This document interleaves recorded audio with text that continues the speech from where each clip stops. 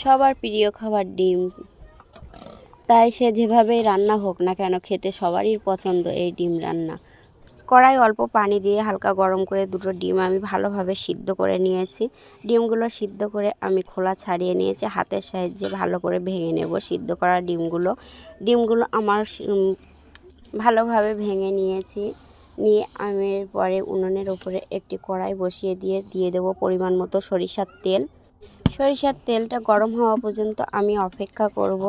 সরিষার তেলটা প্রায় আমার গরম হয়ে গেছে, দিয়ে দেব এখানে পেঁয়াজ আর কাঁচা লঙ্কা কুচি দিয়ে আমি ভালো করে নাড়তে থাকবো। পেঁয়াজ আর কাঁচা লঙ্কাটা আমি ভালোভাবে ভেজে নেব, নিয়ে এতে দিয়ে দেব নাড়িয়ে চাড়িয়ে আমি ভালো করে ভেজে নেব। এতে দিয়ে দেব কুচানো টমেটোগুলো দিয়ে আমি ভালোভাবে নাড়াতে থাকবো।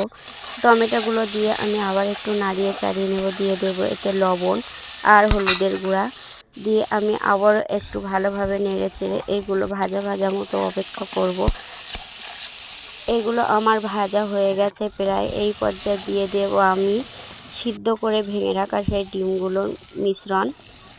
ডিমটা দিয়ে আমি মশলার সাথে ভালো করে মাখিয়ে নেব।